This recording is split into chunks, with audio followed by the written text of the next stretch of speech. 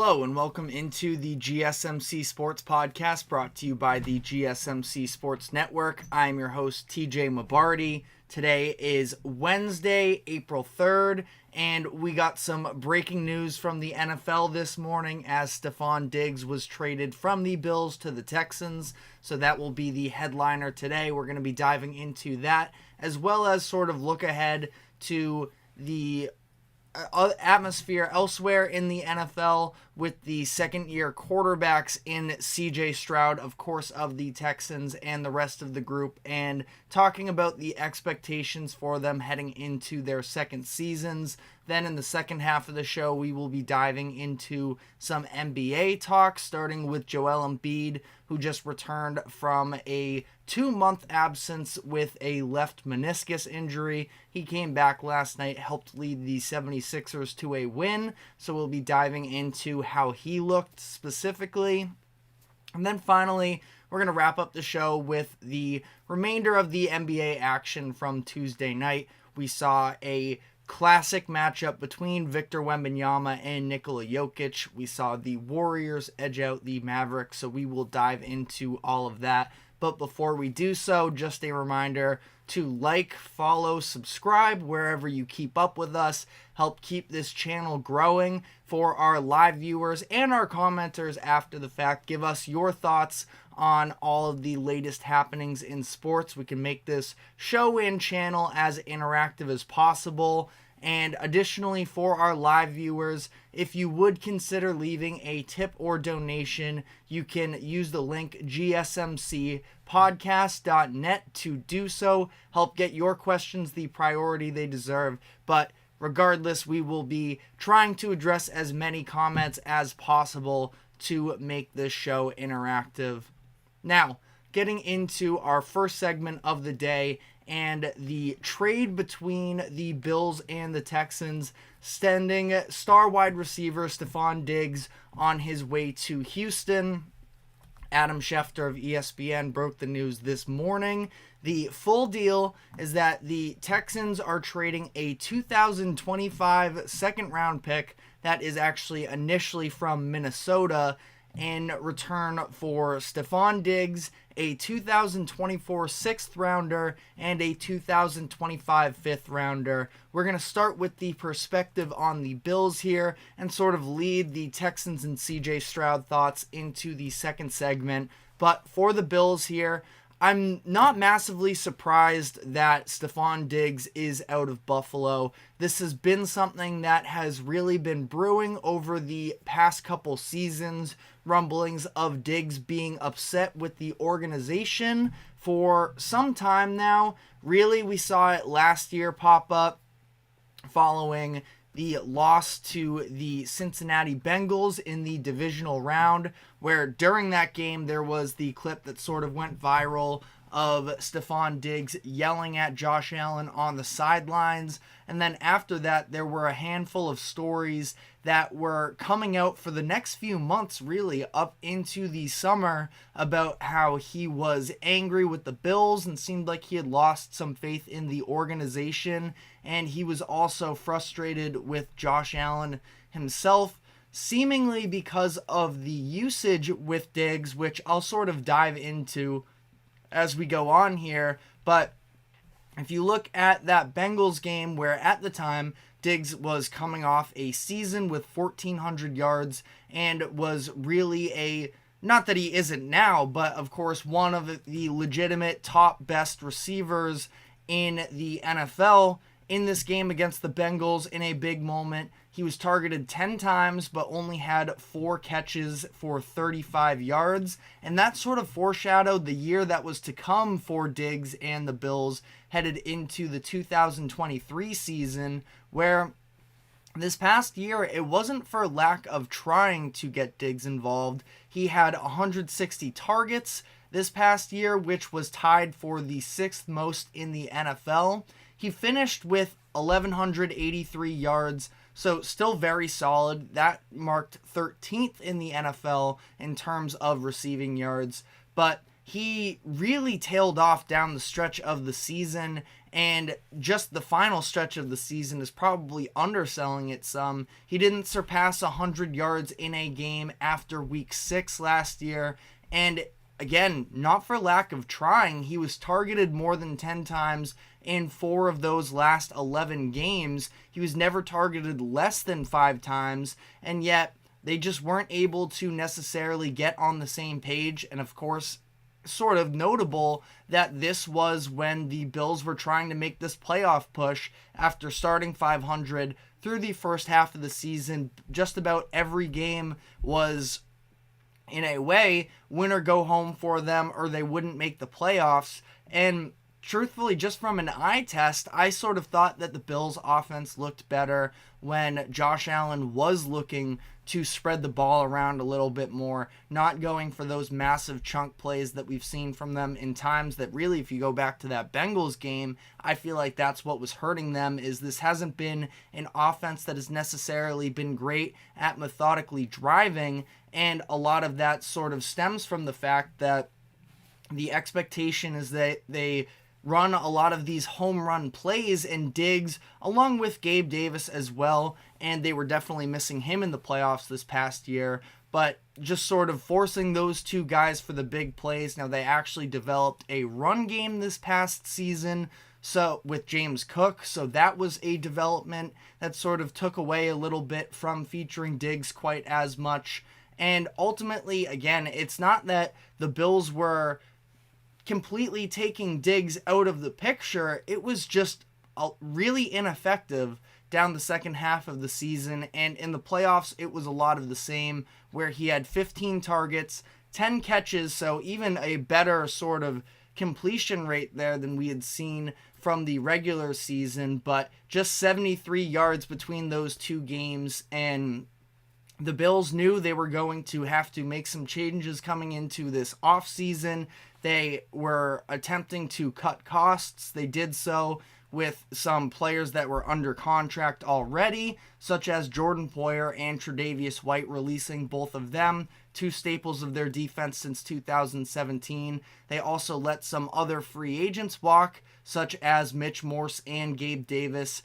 As far as this Diggs move specifically, I don't believe that it is a devastating blow for the Bills. If they don't end up winning a Super Bowl in any of the next few seasons, it won't be because they don't have Diggs, who was tremendous for the development of Josh Allen during his first couple years. And I'm sure that Stefon Diggs, if you have been paying attention to social media at all, he definitely feels a little differently, where he had responded to a post yesterday about the idea of Josh Allen being able to operate without the likes of Diggs. There was a tweet that came out that's in reference to Josh Allen saying, "Does Josh benefit from having a top-tier receiver? Yes. Is he essential to his success? No." And Diggs responded to that with just a 2-word question, "You sure?"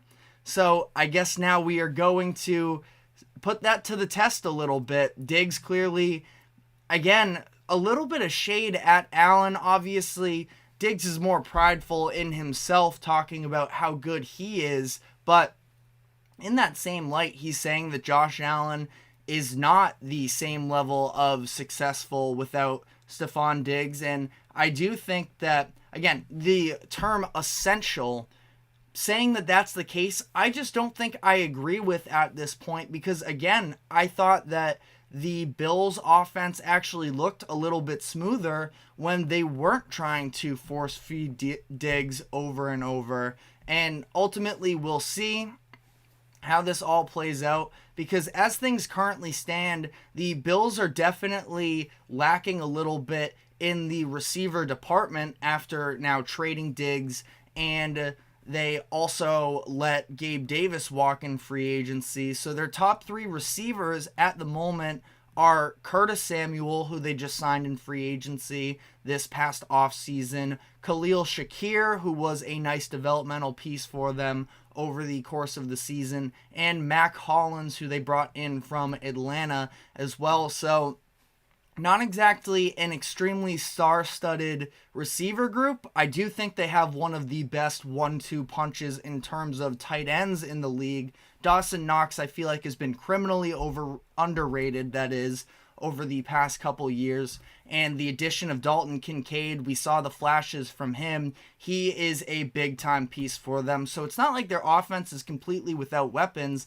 Like I mentioned, they just added a run game, really, for the first time since Josh Allen has been there this past year with the type of season that James Cook has. We'll see what types of success they're able to replicate with that. But when you talk about the Bills' issues here, I do think that this isn't so much on Josh Allen, and I don't love Sean McDermott either necessarily as a head coach. He has helped them be very successful in the regular season, so I wouldn't say he's a bad coach by any means. And he did that even before Josh Allen came to the Bills, where it was Tyrod Taylor leading the playoff push for Buffalo. But I think the number one person that sort of should be getting some blame in all of this as to why they haven't had the success that we were necessarily expecting them to is their general manager, Brandon Beane. They brought him in May of 2017, and since then, it hasn't been a very successful period of drafting new players where Josh Allen has been the only player on the team that they drafted that has made an all-pro team. They actually took Wyatt Teller, the Pro Bowl guard, and a couple all-pro second-team appearances for Cleveland in that same draft as Josh Allen, but they let him go, and Teller's had a very successful career for himself elsewhere, but don't really give that credit to Buffalo in that sense. And is important to note, Brandon Beane was brought in after Tre'Davious White and Matt Milano were drafted in that 2017 class. Before, when I was doing this, I was even giving him some credit for that, but if you actually look at the timeline, he did not officially have the job when White and Milano were brought in, so he doesn't even really get credit for that in my eyes. But now here on the Texans, they have done an incredible job of putting together a roster that is looking to contend for a Super Bowl, where we saw them have this little bit of an unexpected jump last season, and they make the playoffs. They win a playoff game, and now they understand that with the type of season that their rookie quarterback in CJ Stroud had, they can, and not just that they can, but they should try and go out and spend in these next few seasons before they end up having to give him a big-time contract extension. We saw the types of additions that they made on the defensive side of the ball, specifically in Danielle Hunter, Azeez Al-Shaair, and Danico Autry. Jeff Okudah, again, I sort of throw him in there as well. He's at least got a name, a former, I think he was 3rd overall a few drafts ago, but has been disappointing up to this point. But if you are a believer in him, he could end up being a very legitimate corner. Doesn't have to be the number one, because Derek Stingley, I think that he's somebody that, probably because of the fact that Sauce Gardner was in the same draft class as him, the Jets market versus the Texans market, especially in that year, their rookie season in 2022, where the Texans were not necessarily any form of a big brand themselves, that Stingley is a pretty underrated cornerback in terms of public perception of him as well. And they already beefed up their defense to a next level. I think that, we've seen D'Amico Ryans, their rookie head coach from last season. He is an incredible defensive mind. That's why he was so successful as a linebacker during his playing career. And their offensive coordinator, and Bobby Slowick, did a really good job of helping Stroud come along last season. And now he just has one extra tool to add alongside the other variety of good players that they had last season. Obviously, Tank Dell had a nice rookie year for himself before he ended up getting injured. Nico Collins had a breakout season as well. They went and brought back Dalton Schultz. So plenty of pieces there for Houston, and the fact that they just brought in Joe Mixon as well. Devin Singletary was good down the stretch of last season as well, but Joe Mixon, I believe, is an upgrade at that position as well. You know, I still feel like when you look at that game against Baltimore, really they lost the battle in the trenches on both sides of the ball, which is why CJ Stroud was running around for his life, and that was an incredibly talented Baltimore defense, it should be noted, and their offensive line was solid as well, but the Texans, that is, they beef up in the trenches on defense. The offensive side is maybe the one thing I'm not totally sold on, but still, I feel like there's just tons of pieces for the Texans be able to roll out next year and show that they weren't just a one-year fluke. I haven't looked at the updated lines, actually, but when I did my segment on reacting to the win lines that were released by DraftKings Sportsbook, I believe I did that. It was last week, maybe 2 weeks ago. The Texans were at 9.5, which I thought was just about the perfect line at the time. I'm not saying that Diggs automatically catapults them over that. A lot of this is going to fall onto the shoulders of CJ Stroud headed into his second season, having the opposing coaches, especially in that AFC South, that should prove to be, sneakily competitive, I think, in my eyes, having them be able to spend this whole offseason finding out his tendencies, trying to capitalize on how can we throw him off his game. Will CJ Stroud have a sophomore slump? That is something we will be discussing in the next segment, talking about the second-year quarterbacks as a whole and what types of expectations we should be holding them to for next year. So we're going to be taking our first break here, and when we come back on the other side, we will be diving into that. So stick with us. We will be right back. I feel like I'm losing my mind. Is everybody in the world blind? Please, Lord, give me a sign, a sign. I feel like I'm losing my mind. Is everybody in the world blind? Please, Lord, give me a sign, a sign.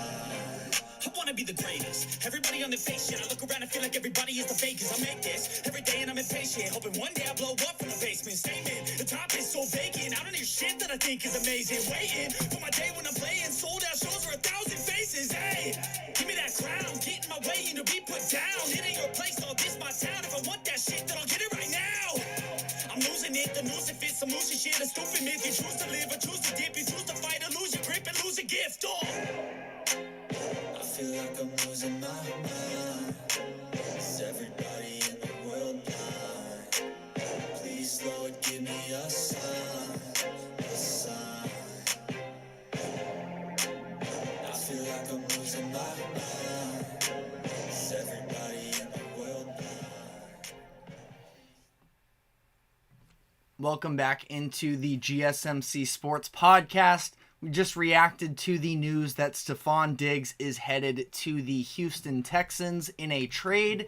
And now, sort of on a similar note, we're going to be taking a look at the rookie quarterback class from 2023 and talking about their expectations for the upcoming year and how will each of these players perform. So, considering that we were just talking about the Texans, starting with CJ Stroud, he put together, and not in understatement in any world in my eyes, one of, if not the best rookie quarterback season in NFL history. He was absolutely tremendous. Finished the year with 4,108 yards, 23 touchdowns, and 5 interceptions. I believe I saw a stat that he was the first rookie quarterback to ever lead the NFL in touchdown to interception rate. Now, if that's wrong, feel free to correct me on that. But that is really what was so impressive with Stroud. And interceptions are always an interesting conversation because, for starters, 100% CJ Stroud does not put the ball in harm's way. He didn't throw any interceptions through his first 5 games, but I do always sort of think back to this story that it is Todd McShay has talked about a couple times with actually the evaluation of Jaden Daniels, the LSU quarterback, of course, the Heisman from this past season, the upcoming draft prospect, about the whole idea of interceptions and the fact that Jaden Daniels had gone the first handful of games in the 2023 season without throwing an interception, and head coach Brian Kelly was sort of almost on his case about, I want you to throw an interception so that the pressure is removed of that, and then you can start really honing in on not just making the open plays, but making the exceptional plays, the ones that take the high level of, trusting your arm to deliver it into a tight window, to trust your receivers, the anticipation factor, and all of that. And I thought that we just saw Stroud put together an incredible season. 3 of his interceptions came in one game, which was very ugly against the Cardinals about halfway through the season. But then, other than that, really, there are very few blemishes on Stroud's plate here. And next season, he's going to be heading in with an upgrade in running back, like I mentioned, with Joe Mixon. And now you have Stefon Diggs, Tank Dell, Nico Collins, and also, I didn't even mention in the last segment, Noah Brown, who also put together some big plays for the Texans, especially once Tank Dell went down. And I do wonder a little bit how Stefon Diggs, I should have mentioned this in the last segment, Stefon Diggs is a little bit at an inflection point here where we've seen him almost work his way out of Minnesota. There was a lot of turmoil in this Buffalo situation, and obviously there's a reason why the offensive coordinator was fired last year. I think they went from Dorsey to Joe Brady, if I have the names right off the top of my head, during the season last year. So obviously not everything was perfect there, but at the same time, the intent for the Bills was never to phase Stefon Diggs out of the offense. They were trying all the way through, and yet Diggs was still unhappy, and he had over 1,000 yards every season, over 1,100 yards in every season that he was with the Bills, and ultimately this stint falls as a little bit of a disappointment.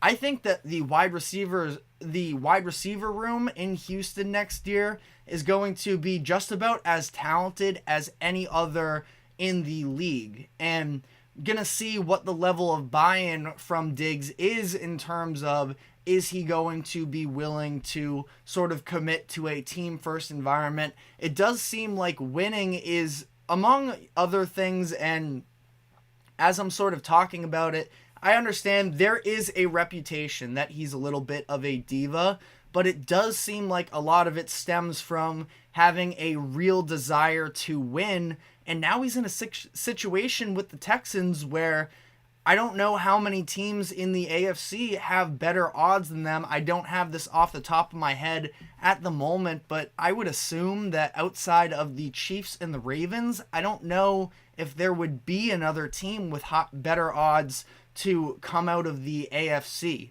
And it's going to be really interesting here. Diggs is at a point where his dead cap money is about to drastically drop after the 2024 season that's coming up. The Texans will technically have an out after this year. I'm assuming they want this to, be more of a long-term option with them, of course, but once we get past the 2025 season, the dead cap money drops from under 20 million for the first time in his contract that he signed with the Bills. So he needs to prove himself a little bit, but enough on Stefon Diggs specifically here. With CJ Stroud, I do feel like we're probably going to see instances where that number of 5 interceptions, I sort of expect to go up, but I don't think that that's also the worst thing in the world. Now, again, offensive line, if I were going to be nitpicky and point at any one position group, it's probably that. Lost a couple linebackers, so we'll see, but they had a couple guys come up. Henry Otu, I think I'm pronouncing that right, showed some flashes for them last year. They obviously lose Cashman and more of a DN, but they lose Grenard as well. So we'll see, but bring in Al-Shaair. So again, this is a very talented roster all around in the Texans, and I don't expect Stroud to necessarily be as flawless as he was. And again, flawless is maybe a little bit generous, but at the same time, he was absolutely anything you could ask from for a rookie. And I do expect him to continue on that conversation. A lot of people today are talking about the fact that CJ Stroud is a top 5 quarterback in the league already. I think that that's, a very tough conversation. I would confidently put Mahomes, Allen, Joe Burrow, and Lamar Jackson ahead of him, but CJ Stroud, it's going to be hard to keep him out of those conversations, especially with the types of weapons he's going to have around him. The offensive coordinator and Bobby Slowick, who I wouldn't be surprised if he ends up getting a head coaching job for the after this upcoming season. So we'll see how this all plays out. But the Texans and CJ Stroud are in a great position. Moving on to the rest of the 2023 quarterback class. Bryce Young, of course, the number 1 overall pick from last year, was thrown into a very tough situation in Carolina. And when we did our winners and losers, I do think that Bryce Young has some semblance of being a winner based off of how they operated in free agency, adding 2 guards that maybe aren't the top tier all-pro caliber, but very solid options in Hunt and Lewis to try and help him keep him on his feet. I believe he was sacked the second most out of any quarterback last season. So hopefully just to stay upright, have a little bit more time to actually be able to read a field and go through developments. And they add the best receiver that Young has seen up to this point in Deontay Johnson. They traded for him. So we'll see how this plays out. I mean, it's hard to imagine a sophomore slump for someone like Bryce Young, who had the rookie season he did, where they won just 2 games, and I really did struggle to see a lot of positives in his game. Now, I understand fully that the situation around him was it was bad, just flat out, it was bad. But I also, I think we could see some improvements, but there's a chance that Carolina has screwed up this whole entire situation, both for Young himself and his development, as well as the franchise as a whole. We'll have to see how this plays out. I don't have very high expectations for Young, but if we can at least see a step in the right direction, they can get to next year where, in this upcoming draft, I feel like they have to address the wide receiver position. There's so much talent in this class that you got to make a move there. As far as tackles go, they've addressed the tackle position in the past couple drafts. I know they drafted Ikem Ekwonu in I believe it was the 2022 draft, and I believe they took another tackle recently as well. I'm sort of blanking on it off the top of my head, but it was Ikem Ekwonu. And I guess they didn't spend a first-round pick on a different tackle. I'm making that up some. But, they have some building blocks to move off of on the offensive line that if Ekwonu can sort of develop into a solid blindside tackle for Young, that we can maybe see them develop and move in the right direction. But as things currently stand, Carolina, I don't have super high expectations for the team and for Bryce Young himself. We also have Anthony Richardson, who should be coming back from the season-ending injury that he dealt with last year. Definitely showed flashes in his first couple games, but was knocked out of 2 of the 4 with them. I don't expect Richardson. I think he's going to show a lot of flashes yet again, but he hasn't had the true full rookie season to really call it a slump necessarily, because it's not like he had all that much to build off of in his rookie season. But as far as the type of offense to be in, I mean, that's, probably a step below the Texans, I would say, but not a bad situation to be in if you're Anthony Richardson whatsoever, where you have one of the best running backs in the league in Jonathan Taylor. They just brought back Michael Pittman on a new contract this offseason. Josh Downs has shown tremendous amounts of promise for them. Another very solid tight end combination there that I do think Anthony Richardson can have success. Are they going to be rivaling for that playoff spot like they were last year with Gardner Minshew? I do think it's really possible. Richardson strikes me as somebody who probably will have moments where he seems a little bit erratic. He didn't have tons of experience when he played in college and was seen as a bit more of a raw prospect. I think we're going to see a lot of flashes with him, but also some moments that don't look great. And that's okay, because the Colts aren't necessarily in a position where they expect to be ultra competitive, Super Bowl competitive, but they may have their guy for the first time since Andrew Luck retired, and that is really what their season is all about in my eyes after spending the 4th overall pick on him last year. Quickly, we'll touch on Will Levis to wrap up this segment.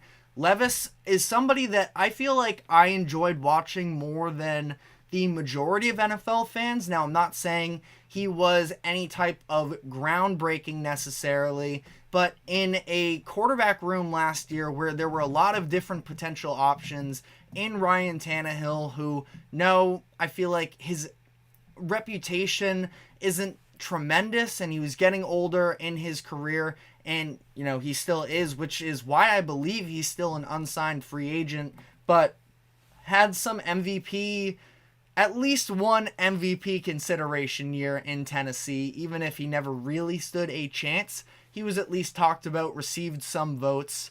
And they also had Malik Willis, who they had just used a day 2 pick on the year before Levis. And Levis emerged. He dealt with some injuries down the stretch of the year that sort of hindered the ending on a high note like maybe we could have hoped for. But I thought he handled himself really well, stepped into the moment, obviously had that explosion game when him and DeAndre Hopkins linked up for, I believe it was 3 touchdowns possibly in that game halfway through the season. And he followed it up with a really gutsy performance against the Steelers, an incredible Steelers defense that is, in a primetime position, and they end up losing that game. He ends up throwing an interception late in that one that sort of sealed the Titans' fate, but then the next time we saw him in primetime, he led the 2-score comeback against the Dolphins on Monday Night Football. So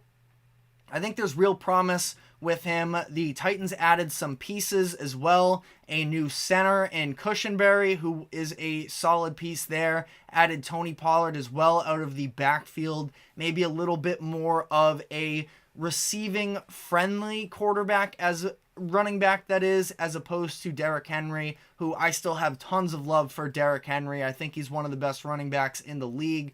But Levis, and there probably could have been a world where the read option with Levis and Henry was lethal, because I do think that Levis can use his legs in a really efficient way, but ultimately for the development of him as a passer, Pollard is without a doubt a better option coming out of the backfield there. He'll be alongside Spears, who can also sort of catch out of the backfield as well.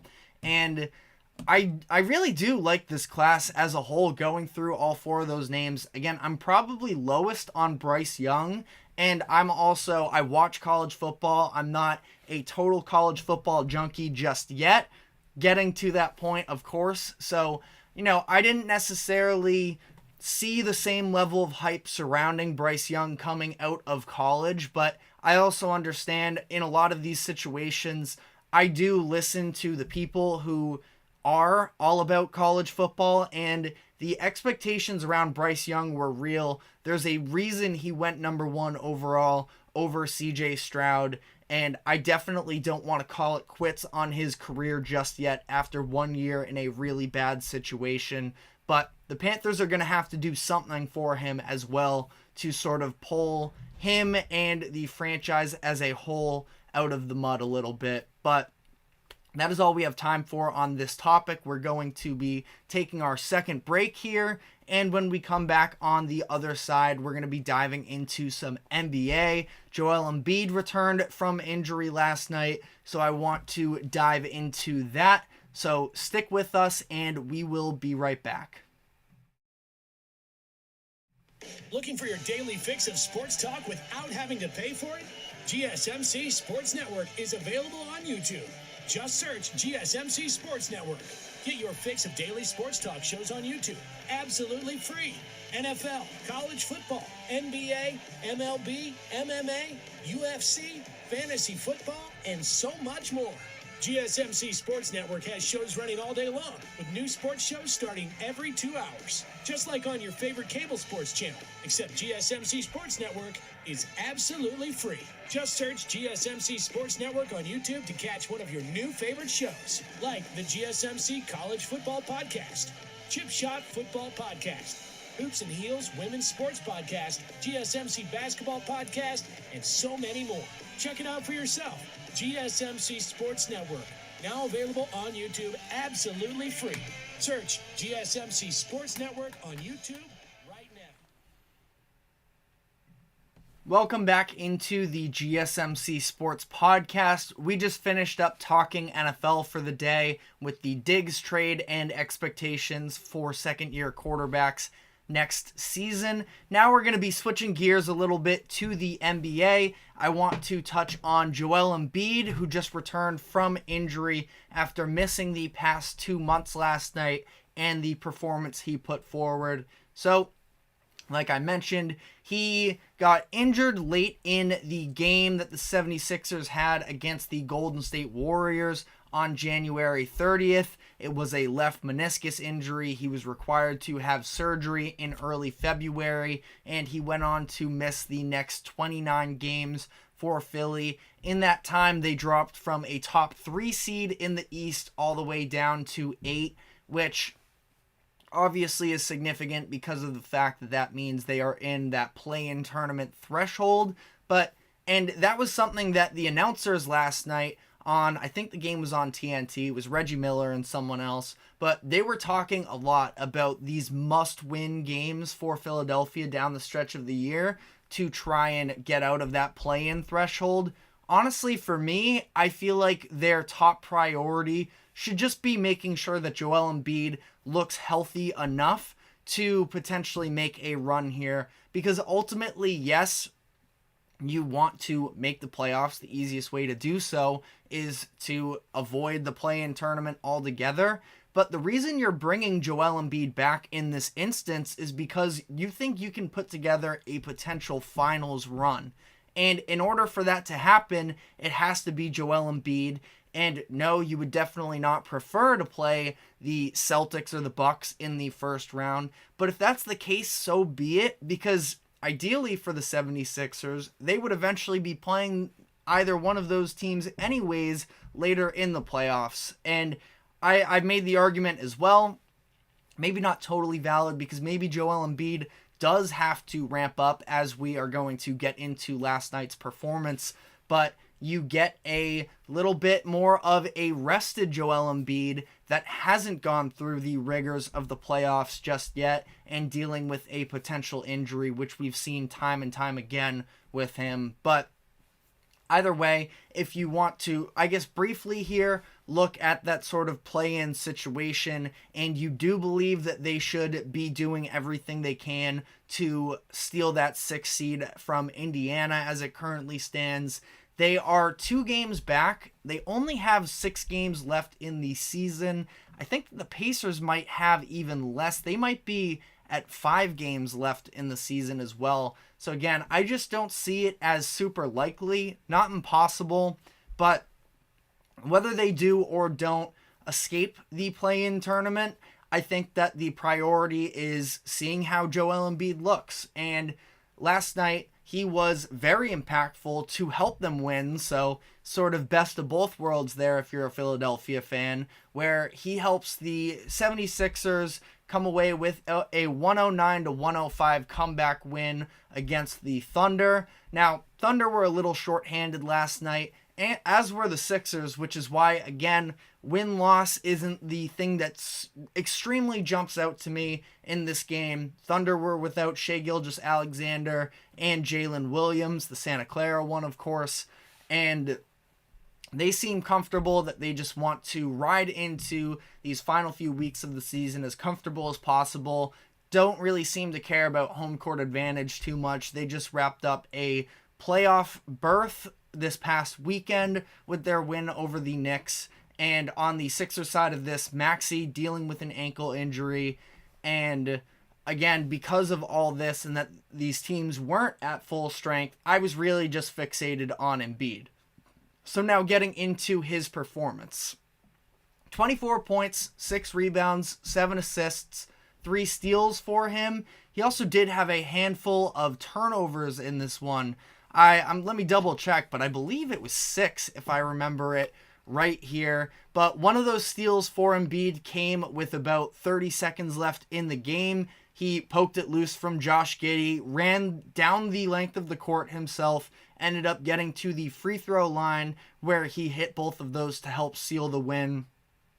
I was surprised by the fact that Joel Embiid played 29 minutes. He checked out of the game with 6:38 left in the fourth quarter. At this point, the 76ers were down 8 points, and I was a little bit unsure. I wasn't surprised that he came back in, but I was a little unsure whether or not he was going to, because at that point he had hit the 25-minute mark, and I wasn't sure if he was going to be on a minutes restriction, but he did come back, like I said, that fast break play as well as another one. He got himself to the free throw line to help ice the game. He went 12 for 12 from the free throw line in this game.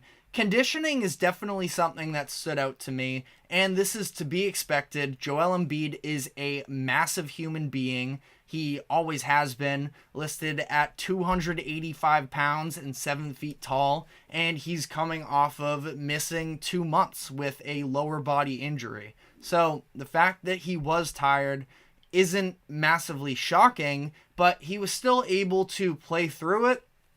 There were moments you could definitely see, I don't want to say taking it easy, but was sort of lightening the workload for him. Again, I'd much rather this than him overexerting himself in these regular season games that ultimately don't mean all that much and end up getting himself hurt. But he was moving pretty slowly in transition when he could. He was pretty lazy on the closeouts on the perimeter. Jalen Williams, the Arkansas one, was getting a lot of open looks from 3 because Embiid was basically daring him to shoot.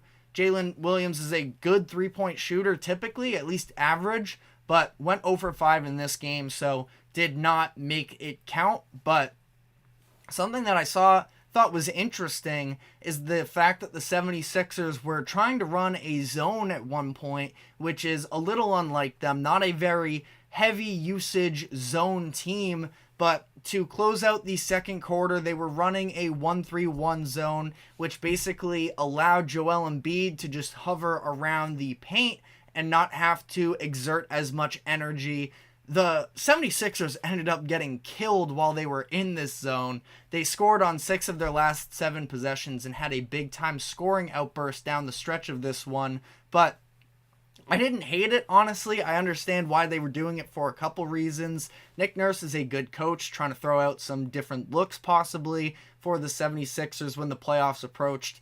It was funny, not that I'm going to spend too much time on this, but the communication was there at least with the Sixers. It was clear that this was something that they don't feel extremely confident in necessarily. It was a little discombobulated, which is why you saw the Thunder be able to rally off some points there in that time. But hey, they were trying something new. They were trying to lighten the load on Embiid. Maybe it's something they can build on in the future, because trying to find a way to sort of limit the amount of movement that Embiid has to do and keeping him in the post as much as possible is a big deal for the Sixers, where in some of the highs from last night, we saw Embiid was able to do a lot of what Embiid does in deterring opposing players from testing him in the paint at times. Not saying it was like that, entirely throughout the game. Embiid was a little bit caught in between on some of these zone possessions. But again, all just sort of a thought experiment here. Can't imagine we're going to see too much of that zone when the playoffs come around, but just something that I thought was notable. I was definitely keeping an eye on the substitution patterns with him in this game. It seemed like the longest consecutive minutes he played without a break of any kind was from the beginning of the third quarter to the 5:17 mark in the third quarter, where at that point, it seemed like he was laboring a good amount during this stretch. Right before he ended up getting subbed out, he really tried selling out for an offensive rebound off of a missed 76ers shot. OKC came away with it, and OKC, being the young team that they are, quickly ran out in transition, and you could see Embiid really laboring back down the court. He was the last one back. OKC ended up getting a look inside that sent Lou Dort to the free throw line, so he was quickly subbed out after that. But I thought that short bursts is really all that really was needed from him in this point. He was actually checked out in the first quarter, subbed out after just 4 minutes and some change. So they weren't trying to draw him out in big bursts, and that was absolutely the right way to go about it in my eyes. We did not see Embiid posting up much, which I thought was interesting.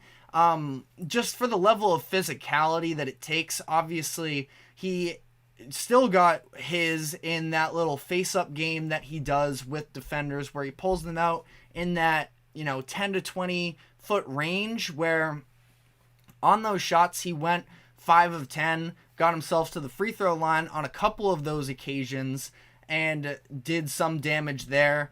It was interesting that in the fourth quarter, and especially down the stretch of the game, he was getting himself into some of those looks. He ended up going 1 for 3 on those types of shots, 1 for 4 actually on those types of shots in the fourth quarter. You could see him being very tired. He was sort of bent over down on his knees a little bit more, breathing heavily. He took a shot down the stretch of the game where he got himself to the free throw line, and he just sort of lied down there, took some extra time to sort of recoup himself before headed to the free throw line. And I thought the fact that, especially after seeing that, the game was sort of still up in the air at that point. He was still able to knock down the free throws, so he did a lot of the positive Joel Embiid things that we've seen from him to make him the elite player that he is. So I thought it was a nice building block for him in his return.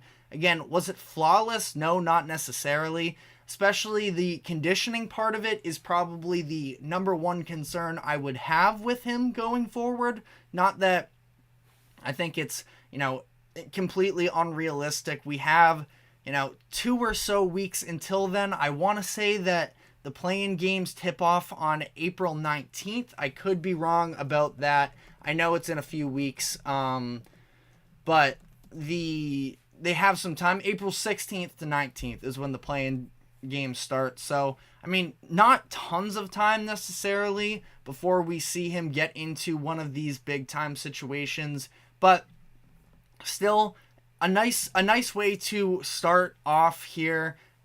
Tyrese Maxey is going to come back, which is only going to make things easier for him on the offensive end. We saw him get into a little bit of a two-man game with Kelly Oubre in this game, where Oubre was actually fantastic. He was the leading scorer for Philly in this one. Just such an underrated irrational confidence guy in Oubre, where sometimes I'm like, no, don't shoot it, but then he just like he always has that drive, never scared to take it to the rim.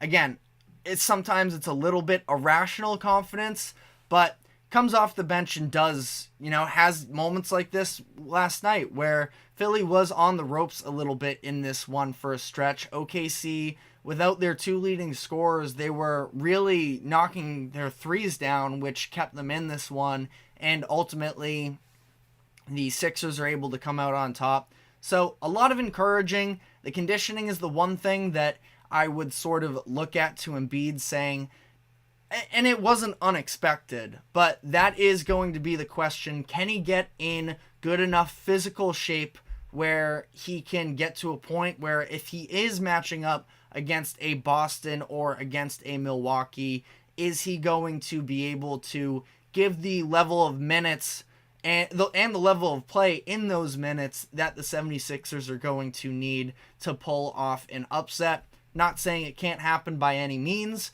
but definitely something to look out for. But that's all we have time for on this one. We're going to be taking our final break, and when we come back on the other end, we're going to be diving into the rest of the NBA action from last night, really keying in on that matchup between Jokic and Wembanyama. So stick with us, and we will be right back.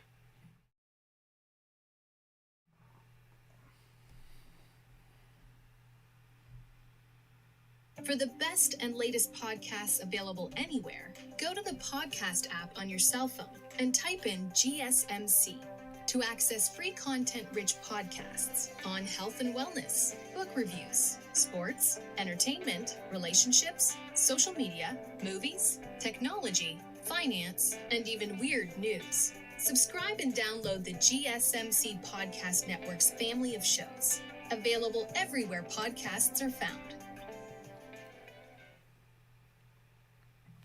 Welcome back into the GSMC Sports Podcast. We are headed into our final segment of the day. Going to be recapping the rest of the action from last night. Actually got a great night in the NBA last year. It can be a little sporadic during this time with, I feel like, the weight of all of these March Madness games being so heavy and meaning just about everything to these teams. And then tuning into the NBA where a lot of these teams are sort of semi-checked out based off of where they are in the standings. But last night, tons of exciting action. And I want to start in Denver where we saw Victor Wembanyama face off against Nikola Jokic. Already you can make an argument for two of the three best centers in the league. A little tough there. I mean, it depends on where you want to rank Wemby. I find it hard to put him outside the top five, and that's probably being a little bit underrating of him. But I think you can make a couple arguments for the likes of Bam Adebayo and Domantas Sabonis, but that's definitely not what I'm going to dive into right now because I know how much everyone loves Wemby, including myself, and I don't want to, sort of sour this incredible night with some stupid debate about ranking centers. But both of these players really filling up the stat sheet in this one. Nikola Jokic comes out with the win here for the Nuggets. He finishes with 42 points, 16 rebounds, and 6 assists. He also added a couple blocks, one of them, at least one of which, on Wemby. Wemby, on the other end, especially speaking of blocks, he finishes with 23 points, 15 rebounds, 8 assists, and 9 blocks. Ridiculous stuff here. I did have some people reach out to me about the potential of Defensive Player of the Year. That's also a debate, actually, as I'm saying this out loud. I don't know if I really want to dive into all of that just at the moment, but this was an incredible matchup between the two of them. We saw, ultimately the fact, and I guess diving into that Defensive Player of the Year argument a little bit, Jokic, on a lot of these instances, he was able to move Wembanyama in the post on a handful of these instances and push him around some. But Wemby, with the length that he has, he's just able to recover to a certain level that other players can't when they get moved out of their spot. And he's just able to do a terrific job of contesting shots despite where his feet may be on the ground. He can just cover so much area with his length that it is really something to see. And this seemed like a game, it was never a blowout necessarily, but the Nuggets were handedly controlling this one a lot of the way throughout. They were up by 11 in the fourth quarter with about 7 minutes left, and the Spurs ended up going on a 12-0 run to even take the lead back from the Nuggets. And again, in these moments, you sort of look at the way it played out. It was Jokic down the stretch. Now, they were without Jamal Murray once again, which I feel like as we've seen this stretch, the Nuggets are now 3-1 in these past few games without Jamal Murray, but the level of offensive creation is definitely not there as much as we've seen in the past, and that's why we see Jokic shoot 32 times in a game, which we rarely see. We obviously know if he wanted to, he could be probably a 40 points per game scorer, but he much prefers to be more of a facilitator and to help run a more balanced offense. Didn't really seem like he had that possibility quite as much last night. Aaron Gordon was very efficient as well. Again, you always have that game between for an opposing team, if they don't necessarily have the size to match up, and outside of Wemby, the Spurs really don't. That baseline game where the Jokic can post up whoever the opposing team's big man is, and Aaron Gordon can sort of find his way into different areas that make him a dangerous lob threat, or just anywhere around the baseline being an impactful player. Majority of his points coming in the paint in this game, but did knock down a couple threes as well. But down the stretch, I think the one thing that we're just sort of waiting on for Wemby is a little bit, at least on offense, the clutch gene. And we saw him have two big blocks down the stretch, one against Jokic, one against Reggie Jackson. But his effective field goal percentage is not necessarily there in these clutch minutes. Headed into last night, I can probably pull it up as we speak now, but I know at least headed into last night, Wemby was shooting under 18% from three when it comes to clutch minutes. And, you know, it's fine. Yeah, he's shooting 37.7% from the field, 16% from three. So that part of his game hasn't necessarily clicked just yet for whatever reason it is. He has to do, I mean, some of the usage numbers with him are ridiculous. He's asked to do an incredible amount through the entirety of the game that he plays that maybe he just doesn't necessarily have the legs under him in the same way. And it's not like the Spurs are dialing up these nuanced plays that get him superior looks. It's a lot of the time him just sort of having to jack up shots and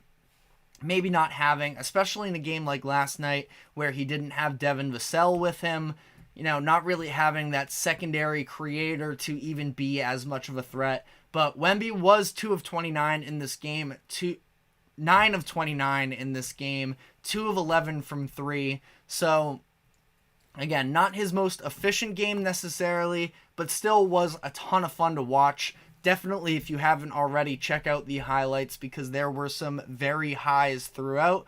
That was a ton of fun to watch. I also want to talk about a game that was going on around a similar time as well in the Warriors and the Mavericks that sort of sparked some internal debates for me, as the other day I put together a list of my sort of dream matchups for the NBA playoffs, and in the Western Conference, I had the Warriors out of the playoffs for this. Now, keep in mind, when I did this exercise, it has to be conceivable, and like I can't just pair up a random to a Nuggets versus a Timberwolves in the first round. That's at least, the thought process that went through with me. And I had the Suns in over the Warriors just because at the time they were sitting as the 8 seed, and it seemed unlikely that they were going to drop out of that 7-8 spot, meaning that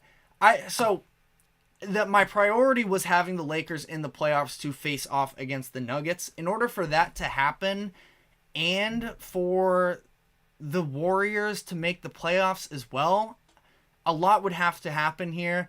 And the Warriors, it is interesting with them because they've had plenty of ups and downs this season, and they do seem to be playing some of their better basketball right now. The Suns are a team that I thought for a lot of the year were sort of this fringe contender, but the way that the Warriors have been playing has been very impressive. Specifically, I've been pretty impressed with Andrew Wiggins since he returned a few weeks ago he was dealing with some personal issues where he had to be away from the team. Since then, he's come back and has been playing pretty well. Again, not extremely eye-popping numbers, but just under 16 points per game, shooting 45 and 40 shooting splits, which is an improvement on his efficiency from this year. And at moments, especially last night against the Mavericks, I thought he showed some real flashes on the defensive side of the ball, which is really when he was shaping into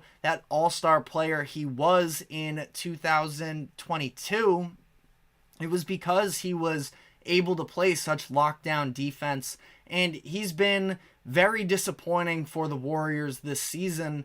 But again, you can see, especially just because it really was not all that long ago, that he was an all-star caliber player playing that level of two-way game.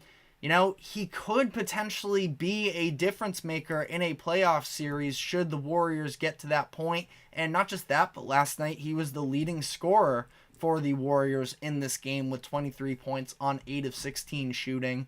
And I don't know, I feel like the Warriors are incredibly difficult to evaluate in total. And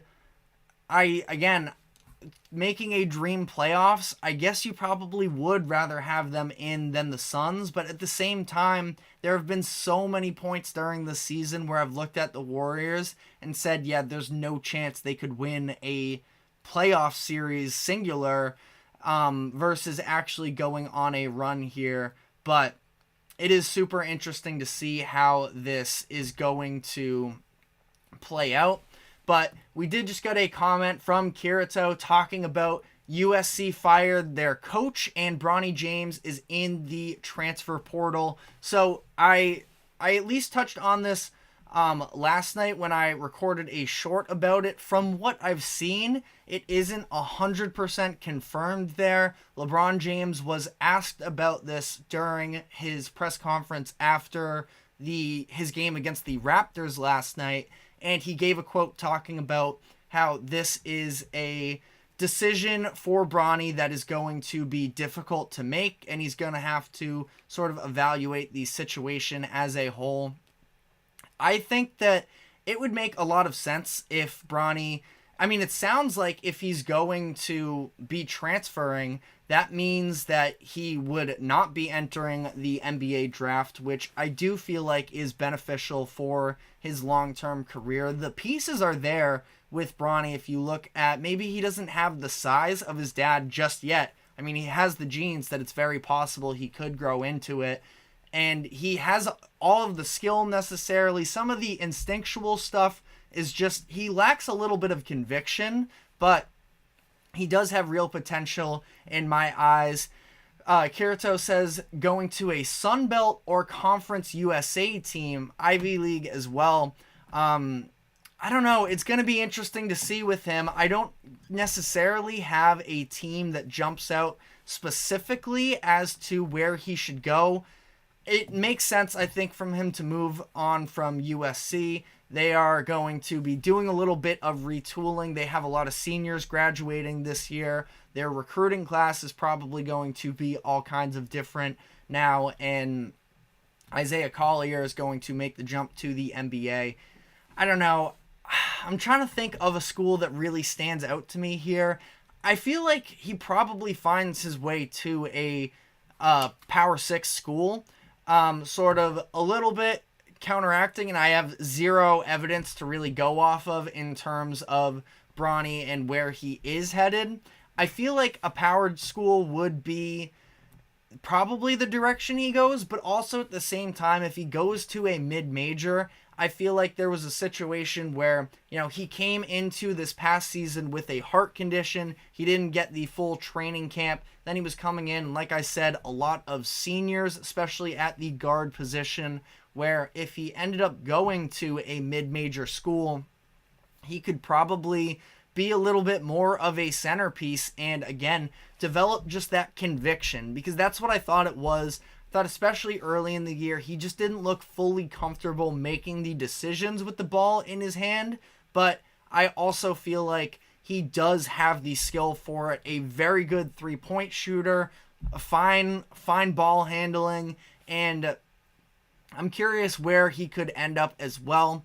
I don't have the answers necessarily, but is something that I'm definitely going to be keeping my eye on, because I watched a lot of USC games that I probably wouldn't have even when Collier went down with an injury, just because I was curious in Bronny. And that was a bad USC team for a lot of the year. Sort of started to get their act together towards the final stretch of the season.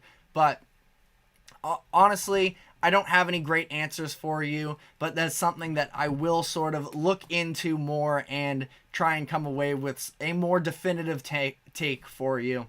Last thing from the NBA last night that I guess I want to highlight. I mean, again, there were a lot of good games, and we do have to wrap up here, but I guess briefly here on the Bucks and Wizards game, the Bucks ended up losing last night to the Wizards. Now, they were without Damian Lillard. Patrick Beverley left the game as well with an injury that I don't believe he returned from. He wasn't playing the crunch time minutes, so I don't believe so. Pat Connaughton was getting a lot of those. So, losing your top two guards is obviously not ideal.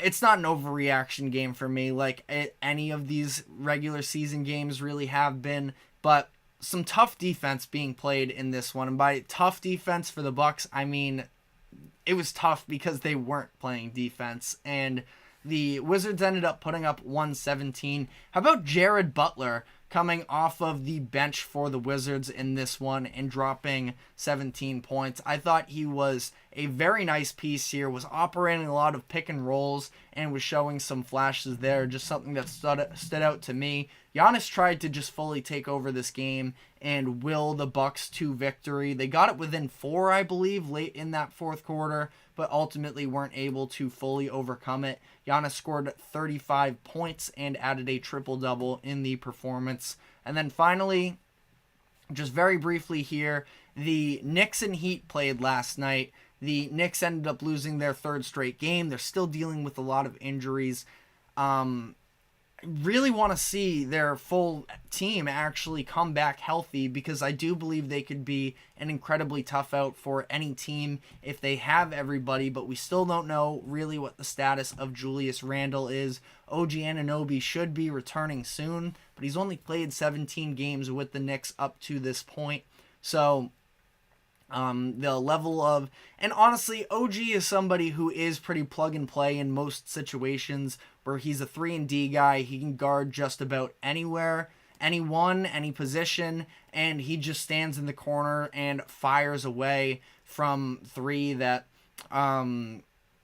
could be a big deal for any team, really, that they're facing up against. But the Heat win this game, and they do so, of course, with some smothering defense. I thought that Caleb Martin had some unbelievable moments of just, taking it to these opposing guards. He had a couple good ones against Jalen Brunson and Bam, and on the back end being able to hold down the paint. But Terry Rozier, who had a very slow start to his Miami tenure, is really shaping into his own now. Last night he scores 34 points, 10 of 15 from the field, 8 of 11 from 3, and the two-man game that he's developing with Bam, is scary. I know that a lot of people have already sort of turned the page on Miami, but that's a team that if I were a playoff team, I would not want to face. I just really want no business with them. They are still dangerous. I know that how bad their offense has been during the regular season, but they're a top 5 defense. During the month of March, they were a top 4 defense, and I do believe that if they can get some key contributions from some of the surrounding pieces, such as Terry Rozier, still not sure when they're getting Tyler Hero back, but if they do, their offense can go to another level, and I wouldn't be shocked by any means if they end up going on another run here. But that is all we have time for today. Thank you very much for tuning in. Thank you to the GSMC Sports Network for allowing us to host this show. Just a reminder to like, follow, subscribe wherever you keep up with us. Help this channel grow. Check out our videos on social. And we will be back here, same time as always, 2 o'clock Eastern. We will see you then.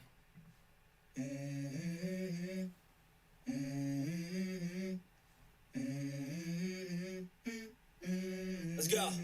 I wake up to a little bit of drool on my pillow, feel like it's gonna be a bad day. Yeah, I'm tired of shit, and the coffee ain't hit yet, damn, ain't that